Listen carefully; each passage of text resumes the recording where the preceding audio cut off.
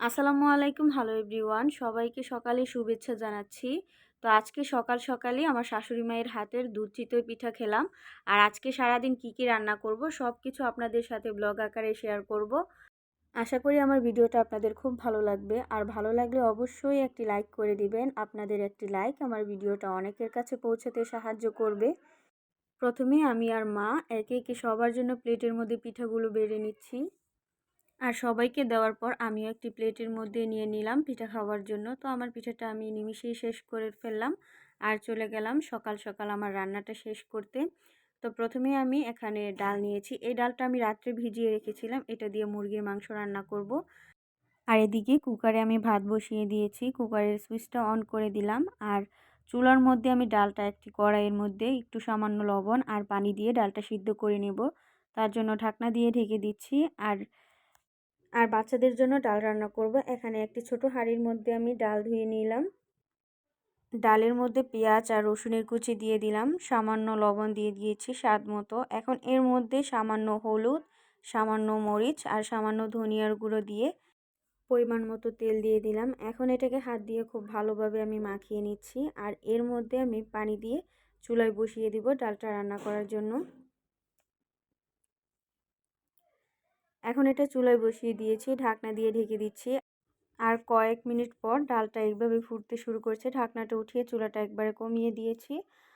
আর আরেকটি চুলায় যে আমি বুটের ডাল সিদ্ধ করার জন্য দিয়েছি, ডালটা খুব ভালোভাবে সিদ্ধ হয়ে এসেছে। আমি একটু দেখিয়ে দিচ্ছি হাত দিয়ে চাপ দিয়ে, খুব ভালোভাবে সিদ্ধ হয়ে এসেছে। এখন এটা চুলা থেকে নামিয়ে নিচ্ছি। আর ডালটা খুব ভালোভাবে সিদ্ধ হয়েছে। তো এখন এই ডালটাকে আমি একটি ঘুটনি দিয়ে ঘুটে নিচ্ছি। এখন মুরগির মাংস রান্না করার জন্য একটি কড়াই বসিয়ে দিলাম, পর্যাপ্ত পরিমাণ তেল দিয়ে কিছু আস্ত গরম মশলা দিয়ে দিলাম। তার সাথে দিয়ে দিচ্ছি পেঁয়াজ কুচি। পেঁয়াজ কুচি কিছুক্ষণ নেড়ে ভেজে নিতে হবে, একবারে নরম করে নিতে হবে। আর ডালটা খুব ভালোভাবে সিদ্ধ হয়ে এসেছে আর এটা গলেও এসেছে। এখন টমেটো কুচি দিয়েছি আর টকের জন্য জলপাই দিয়ে দিলাম। আর এদিকে যে মুরগির মাংসর জন্য আমি পেঁয়াজটা নরম করেছি, ওর মধ্যে আদা আর রসুন আর জিরার পেস্ট দিয়ে খুব ভালোভাবে নেড়ে এটাকে ভেজে নিতে হবে যতক্ষণ না পর্যন্ত আদা রসুন জিরার কাঁচা স্মেলটা চলে যায়। তো এখন স্বাদ মতো লবণ দিয়ে দিলাম, হলুদ মরিচ আর ধনিয়ার গুঁড়ো দিয়ে এটাকে পানি দিয়ে খুব ভালোভাবে কষিয়ে নিতে হবে। তো কষাতে থাকবো যতক্ষণ না পর্যন্ত উপরে তেল ভেসে উঠছে। এই মশলাটা কষাতে কষাতে এখন আমি চলে যাচ্ছি ডালের মধ্যে। ডালের মধ্যে আমি কাঁচামরিচ আর ধনিয়া পাতা কুচি দিয়ে ডালটা আমি নামিয়ে নেব।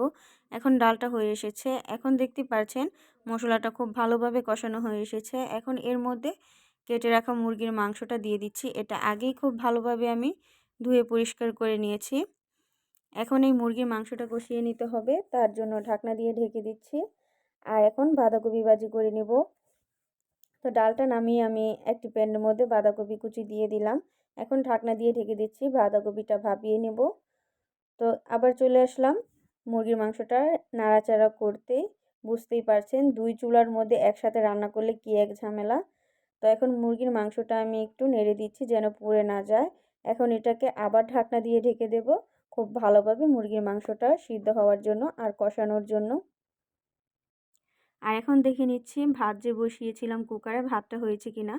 তো ভাতটা খুব ভালোভাবে হয়ে এসেছে। তো এখন এটা আমি চুলাটা অফ করে নিয়েছি। আর বাঁধাকপিটাও একটু নেড়ে দিচ্ছি, এটা নামিয়ে নিচ্ছি। আর এদিকে মুরগির মাংসটা খুব ভালোভাবে কষানো হয়ে এসেছে। এখন এর মধ্যে আমি সিদ্ধ করে রাখা বুটের ডালটা দিয়ে এটাকে খুব ভালোভাবে নেড়ে মিশিয়ে নিচ্ছি। আর আমার আজকের রেসিপিটি ভালো লাগলে অবশ্যই আমার ফেসবুক পেজে ফলো আর ইউটিউব চ্যানেলটি সাবস্ক্রাইব করে রাখবেন পরবর্তী ভিডিও নোটিফিকেশন সবার আগে পেতে। তো বাঁধাকপি ভাজি করার জন্য চুলায় একটি প্যান বসিয়ে এর মধ্যে পরিমাণ মতো তেল দিয়ে দিলাম, পেঁয়াজ আর কাঁচামরিচ কুচি দিয়ে দিলাম। এখন এর মধ্যে স্বাদ মতো লবণ দিয়ে দিলাম। বাঁধাকপিটা দিয়ে এটাকে খুব ভালোভাবে নেড়ে কয়েক মিনিট এভাবে ভেজে নিলেই বাঁধাকপি ভাজিটা রেডি হয়ে যাবে। আর মুরগির মাংসের মধ্যে দেখতেই পাচ্ছেন অবশিষ্ট আর কোনো পানি নেই, খুব ভালোভাবে ডাল আর মাংস কষানো হয়ে এসেছে। এখন এর মধ্যে আমি পানি দিয়ে দিচ্ছি, পরিমাণ মতো পানি দিয়ে এটাকে আমি ঢাকনা দিয়ে ঢেকে দেব যতক্ষণ না পর্যন্ত পানিটা একবারে শুকিয়ে যাচ্ছে। আর এখন যেটা রান্না করব ওটা হচ্ছে পুঁই শাকের বিচি। আমরা এই পুঁই শাকের বিচি রান্না করে খাই শুটকি দিয়ে, তবে আপনারা খান কিনা এটা অবশ্যই আমাকে কমেন্ট বক্সে জানাবেন। এটা খেতে কিন্তু ভীষণ মজার। তো চুলায় প্যান বসিয়ে এর মধ্যে পরিমাণ মতো তেল দিয়ে দিলাম, পেঁয়াজ কুচি দিয়ে দিলাম এখন এই পেঁয়াজটাকে কিছুক্ষণ নেড়ে ভেজে নিচ্ছি, নরম করে নিচ্ছি। এখন এর মধ্যে দিয়ে দিচ্ছি রসুনের পেস্ট। রসুনের পেস্টটা দিয়ে এটাকে খুব ভালোভাবে নেড়ে ভেজে নিতে হবে। আপনারা চাইলে কুচি করা রসুনও দিতে পারেন, তবে আজকে আমি খুব তাড়ায় ছিলাম তাই কুচি করা রসুন আর দিতে পারিনি। স্বাদ মতো লবণ দিয়ে দিচ্ছি, সামান্য হলুদ, সামান্য মরিচের গুঁড়া আর সামান্য একটু ধনিয়ার গুঁড়ো দিয়ে এটাকে খুব ভালোভাবে কষিয়ে নিতে হবে। আর তার জন্য আমি একটু পানি দিয়ে দিচ্ছি। পানিটা দিয়ে কষালে মশলাটা পুড়ে যাবে না। তো মশলাটা কষাতে কষাতে মুরগির মাংসটা কতটুকু হলো, তো এখন ঢাকনাটা উঠিয়ে দিচ্ছি। দেখতে পাচ্ছেন অনেকটাই পানি শুকিয়ে গেছে, আর এটা ঠান্ডা হয়ে আসলে আরও ঘন হয়ে আসবে। এখন আমি চুলাটা অফ করে দিচ্ছি আর ঢাকনাটা অল্প একটু ফাঁকা করে আমি লাগিয়ে নিচ্ছি। তো এদিকে মশলাটা কষানো হয়ে এসেছে। এখন এর মধ্যে চাপা শুটকি আমি গরম পানি দিয়ে খুব ভালোভাবে ধুয়ে নিয়েছি। এখন এই শুটকিটা দিয়ে দিলাম। এই শুটকিটা একবারে নাড়াচাড়া করে এটাকে ভেঙে দিতে হবে। আর এই মশলাটা কষানো হয়ে আসলে এর মধ্যে পুঁইশাকের বিচিটা দিয়ে আমি খুব ভালোভাবে নেড়ে দিচ্ছি। আর এটা কিছুক্ষণের মধ্যেই রং ছাড়তে শুরু করবে, তার জন্য ঢাকনা দিয়ে ঢেকে দিচ্ছি। আর কিছুক্ষণ পর ঢাকনাটা উঠিয়ে আবার আমি নেড়ে দিচ্ছি যেন পুড়ে না যায়। তো এটাকে আবার ঢাকনা দিয়ে ঢেকে দেব।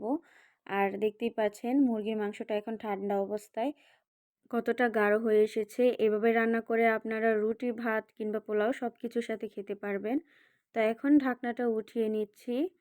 ঢাকনাটা উঠিয়ে এটাকে খুব ভালোভাবে নেড়ে দিচ্ছি আর এর মধ্যে সামান্য একটু পানি দিয়ে দিচ্ছি। পানি দিয়ে আবার এটাকে নেড়ে ঢাকনা দিয়ে ঢেকে দিচ্ছি। আর কয়েক মিনিটের মধ্যে পানিটা শুকিয়ে যাবে। এভাবে ঢাকনা খুলে নাড়াচাড়া করে এটা রান্না করে নিতে হবে। তো এই পুঁইশাকের বিচিটাও রান্না করা শেষ। এখন বিকালের জন্য চা বানাচ্ছি। আমরা সবসময় বিকালে চা খাই। তো এখন আরও একটি হাঁড়ির মধ্যে আমি একটু পানি নিয়ে নিলাম। এর মধ্যে কিছু আস্ত মশলা নিয়ে নিচ্ছি। এখানে আদা আছে, এলাচ, লবঙ্গ, দারুচিনি এসব কিছু আমি ফুটিয়ে নেব। আর এর মধ্যে দিয়ে দেব চায়ের লিকার। চায়ের লিকারটা দিয়ে কিছুক্ষণ একটু সময় নিয়ে জাল করে নেব, এতে করে খুব ভালো রং ছাড়বে।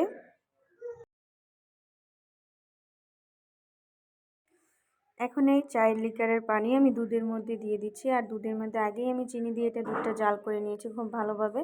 তো চাটা বানানো শেষ। সবাই সুস্থ থাকবেন, ভালো থাকবেন। আবারও চলে আসবো নতুন কোনো ভিডিও নিয়ে কিংবা নতুন কোনো রেসিপি নিয়ে। আল্লাহ হাফেজ।